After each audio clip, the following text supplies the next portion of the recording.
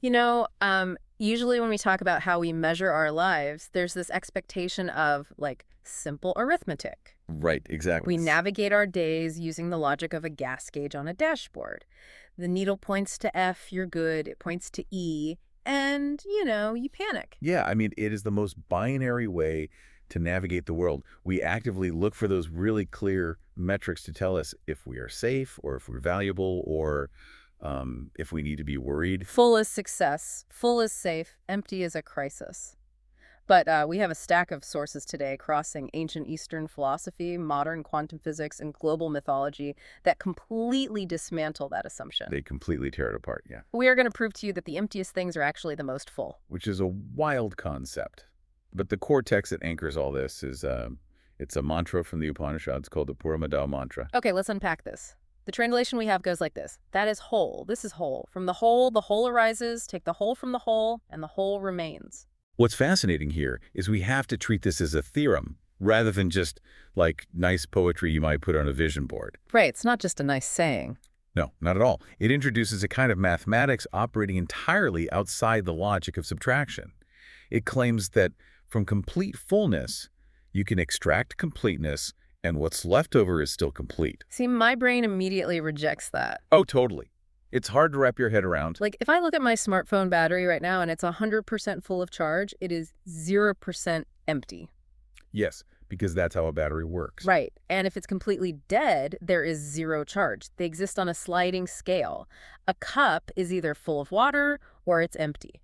So how can I take a whole cup of water from a whole cup of water and, still have a whole cup of water? Well, because a cup is a container. Yeah. The text argues that using that model to understand reality is a massive category mistake. They actually call it the container error. The container error. Okay. Yeah, because our brains evolved to track physical resources. Water in a gourd, grain in a silo, battery life in a phone. So we naturally project that exact same container logic onto everything. We assume the universe itself is just a giant bounded box sitting around waiting to be packed with stuff. I mean, I look around my office right now and it is literally a box full of stuff. Oh. Books, microphones, a desk. It's really hard not to see reality that way. I get that. But let's redefine the baseline. The world is not a container. It is the foundational blueprint, or what philosophers sometimes call the ontological ground. Ontological ground, that's heavy jargon. Let's strip the jargon away. Think of a video game engine.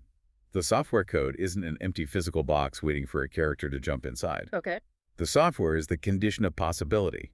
It is the invisible architecture that allows both the character and the landscape to exist in the first place. Oh, I see. So when the Upanishads use the Sanskrit word pura, which translates to wholeness or fullness, they aren't talking about like a subway car stuffed with commuters during rush hour.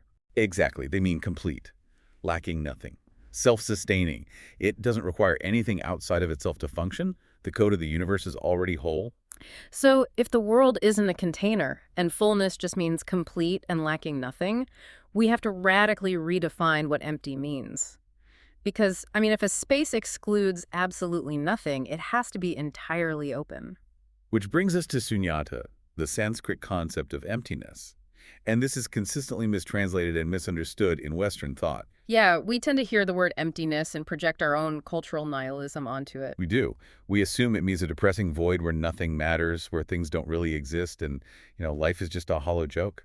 Like the existential vacuum, the angst of staring into the abyss and feeling like nothing is looking back. Right. But structural emptiness is not the absence of things. It is the capacity that makes things possible. Wait, capacity? Yeah. The classic architectural example from the text is a room. A room's entire utility relies on it not being blocked by solid matter. You cannot live inside a solid block of concrete. The emptiness of the room is the utility. Oh, wow. I think about this with music, too. Miles Davis famously said, music is the space between the notes. That's a perfect analogy. Right, because a continuous, unbroken wall of sound isn't music, it's just noise. The silence, the emptiness, is the exact condition that gives the surrounding sounds their rhythm, their shape, and their meaning. Exactly. Emptiness is the mode through which fullness actually becomes generative. Here's where it gets really interesting. The paradox the text presents is that because the world lacks nothing, it can receive everything. Yes. Its fullness means it has no boundaries, which means it is entirely empty. And the text makes a specific point that the measures of fullness and emptiness are equivalent. Yes, so they don't just balance each other out in a 50-50 split like a glass half full. They are equal in value, equal in weight, and equal in degree. So they are essentially the same thing. The fullness goes all the way down, and the emptiness goes all the way down. They're describing the same quality from the exact same position. Okay, so this sounds like beautiful ancient mysticism. It's really fun philosophy, but we actually have hard proof of this equivalence from a completely different domain. We do, yeah. Modern physics. Exactly. Let's look at the quantum vacuum. In classical physics, or just everyday life, we think of a vacuum as outer space, just cold, dead, empty nothingness. Right. We define it as the state of the lowest possible energy in a quantum field system. But the reality is far more chaotic and, honestly, fascinating than just nothingness. It's not actually empty. Not even slightly. The quantum vacuum seethes with zero-point energy. Think of it less like a quiet, empty room and more like the surface of the ocean during a massive storm, but, happening at a subatomic level. Okay, paint that picture for me. What physicists observe are virtual particles constantly popping into existence and then immediately destroying each other. Let's slow down here because this is where the physics breaks my brain. How does a particle pop into existence out of literally nothing? It comes down to the uncertainty principle.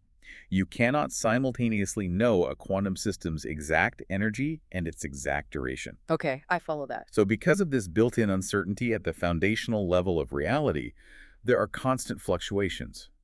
Particles can essentially borrow energy from the vacuum to flash into reality, as long as they annihilate each other and pay back that energy almost instantly. It's like taking out an instant microloan from the universe's energy bank, buying a cup of coffee, and then paying the bank back a trillionth of a second later before the ledger even registers that the money was gone. That is a perfect way to visualize it. This bubbling quantum foam is the baseline floor.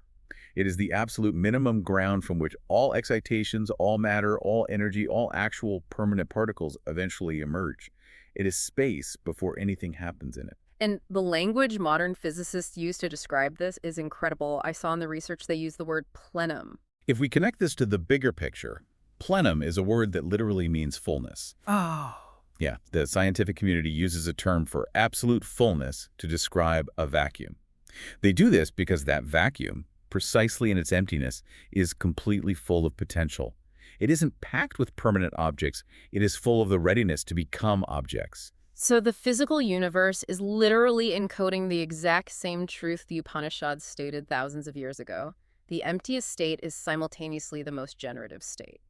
Modern physics arrived at the exact same conclusion as ancient Eastern philosophy. They just used an entirely different entrance to get into the building. It is wild to see quantum field theory validate ancient philosophy, but visualizing bubbling quantum foam while you're stuck in traffic on a Tuesday is a tall order. It's not the most relatable image, no. No, it's not. The human mind needs something more tangible to grasp this paradox of simultaneous emptiness and fullness.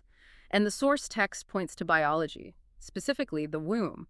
It is the most perfect, naturally occurring image of this truth. Mm. In the interval between creations, a womb is empty. It holds no child. Right. It is characterized purely by space, readiness, and potential. If a womb is permanently occupied, it actually loses its function. It can never give life again. That makes sense. So its emptiness isn't a deficiency or a flaw. It is the fundamental requirement for it to do its job. But at the exact same time, it is entirely full. It is full of biological intelligence. It contains the chemical and electromagnetic blueprints required to construct a human body. Even when there is no child present, it is completely full of the capacity to create. Exactly. And this biological reality heavily influenced how our ancestors mapped the cosmos. It is why the primordial mother goddess archetype appears across almost every global culture. She is consistently depicted as both the ultimate void and the ultimate creator. I was looking through the notes on these mythologies, and the Babylonian creation myth with the goddess Tiamat really stands out as a prime example of this. Tiamat is deeply misunderstood. She represents the primordial, mixing waters of chaos, the saltwater oceans meeting the fresh waters. And chaos usually gets a bad rap. Right, but in the ancient Mesopotamian mind, before there was form, before there were gods or humans or the earth, there was just this dark, churning, empty deep. But that emptiness wasn't sterile. It was the fertile void from which the first generation of life and order was born. So the darkness is where the creation happens. I also saw this in the notes about Kali, the Hindu goddess. Her imagery is incredibly intense, and it seems entirely based on this paradox of the full void. Yeah, Kali is often depicted standing on the chest of Lord Shiva, who is lying completely motionless. In this context, Shiva represents the void, pure consciousness without form. He is the empty space. Okay, and Kali? Kali stands on him as the active, violent energy of creation and time. But what's crucial is her depiction. She is often shown with a full throat. A full throat. What does that mean? This is sometimes interpreted as her consuming time itself, or holding the sounds of the Sanskrit alphabet, which are the seeds of all creation. She represents the terrifying, chaotic fullness of existence, but her literal foundation is pure emptiness. You see variations of this everywhere, you know. The Vedic Aditi is described as the boundless space who is the mother of all divine principles. The Yoruba goddess Olokun is the keeper of the deepest, darkest, most empty sea, which is also the source of wealth and life. And we even see it in Western traditions. Right. Even in the Christian tradition, Mary is revered specifically as a vessel. Her willingness to be an empty space is what allows her to become full with the divine. These aren't just primitive stories people made up because they didn't have telescopes. These myths are sophisticated technologies for understanding the structural reality of the universe. Our ancestors recognized that the void and the source are the exact same place. So we've covered ancient myth and we've covered quantum physics, but we don't have to look through an electron microscope or read Babylonian cuneiform to understand this. No, not at all. The text argues that we can feel this equivalence right now in our own somatic register, our physical bodies. I want you, listening right now, to just notice your breath for a second. Just take a slow breath. Yeah. If you take a full inhale, your lungs reach maximum expansion, your rib cage opens up, and in that moment, you don't feel closed off or stuffed like a closet full of junk. You feel spaciousness. You feel a luminous receptivity. And then when you completely exhale, your lungs are empty. But that empty state doesn't feel deficient. You don't panic and think you've lost part of yourself. Right, you don't feel like you're missing something. No, you feel radically available. You feel ready for the next breath. The full inhale contains spaciousness, and the empty exhale contains readiness. Neither is more alive or more important than the other. I will be honest, though. I am doing the breathing, and it feels very centering. But I have to push back on the practicality of this. Okay, play devil's advocate. How does noticing my breath actually help me with the stress of my daily life? Like, how does knowing that my empty lungs are ready help me when I'm stressed about my bank account being empty or my calendar being way too full? That is the necessary challenge to this entire philosophy. I don't know. And the text addresses this by looking at where our daily anxiety actually comes from. Okay, where does it come from? This somatic awareness, this feeling of equivalence in the breath, is meant to dissolve a very specific, very toxic psychological framework. Most of us suffer from what we talked about earlier, the container model of the self. The idea that we are literally empty buckets walking around waiting to be filled up. Yes, we carry this deep-seated panic that if we are empty, something is fundamentally wrong with us. If we aren't constantly accumulating, whether that's money, experiences, relationships, achievements, or even just being exhausted and busy at work, we fear we are failing. We just keep throwing things into the bucket. Exactly. We think we have to keep adding things to our container to stay full and therefore remain valuable. The entire modern hustle culture is basically built on the container model of the self. If you aren't grinding to fill your bucket, you are falling behind. But your body, just by the simple biological act of breathing, proves that the empty state is just as complete as the full state. You don't feel like a failure because your lungs are empty. Neither state is a problem that needs to be solved. They are simply the alternating rhythm of living. So what does this all mean? How do we actually apply this idea of equivalence to how we measure our life's worth? Because, the human mind is a relentless pattern matcher. We hate paradoxes. We desperately want to resolve them. We really do. We want to rank our experiences. We want to say emptiness is the real truth and fullness is just an illusion. Or we want to say fullness is reality and emptiness is just poetic nonsense. This raises an important question. So yeah, I was going to say this raises an important question about how we judge our own days. Right. I think about how I judge my own week. If I have a quiet Sunday where I didn't get much done, didn't see anyone, I judge it as too thin or unpopulated. I actually feel guilty for the empty space. A lot of people do. But if I have a chaotic, stressful Tuesday where I'm double booked for 9 hours, I complain about it, but I also secretly tell myself, wow, that was a full, meaningful day. We constantly subordinate one state to the other. But the text insists that these states are perfectly co-arising and simultaneous. You cannot rank them. To accept that the emptiness of your life and the fullness of your life are equivalent is to experience what the Upanishads call shanti. Shanti, what is that? It's the peace that surpasses understanding. It is the cessation of a war against reality. It means you stop believing that your life might somehow run out of fullness. Which brings us full circle back to that starting mantra. Take the whole from the whole, and the whole remains. This arithmetic of existence completely reframes the concept of loss. And I think this is like the most profound part of the deep dive. It really changes everything. We instinctively view loss as subtraction. When a relationship ends, or a job is lost, or a loved one passes away, we feel like our container has been emptied out. We feel like we permanently have less than we did before. And to be clear, loss is devastating, and this philosophy doesn't invalidate the physical reality of human grief, No, of course not. but it reframes the math behind it. This perspective says that loss does not subtract from the world. It simply returns what was borrowed. The wholeness of the world and the wholeness of you is never interrupted. The emptiness was always there inside the fullness, holding the space for that return. It is a challenging thought, but ultimately an incredibly comforting one. To recap our journey today, we started with a mathematical riddle from the Upanishads about taking a whole from a whole. We had to break our brains out of the container model to realize that fullness just means complete, and emptiness means capacity. We looked at the quantum vacuum, seeing how the universe's baseline of empty space seethes with the energy to create everything. We explored the Babylonian Tiamat and the Hindu Kali, seeing the biological womb and the primordial goddess as the ultimate symbols of an empty space holding infinite potential.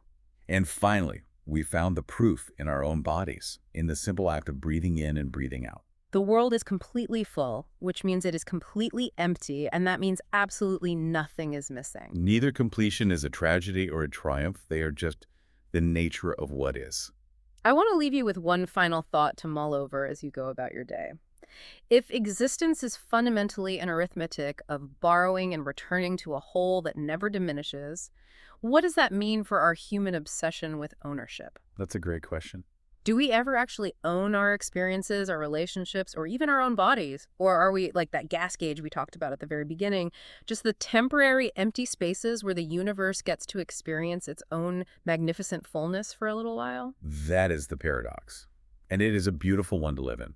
Until next time, keep diving deep.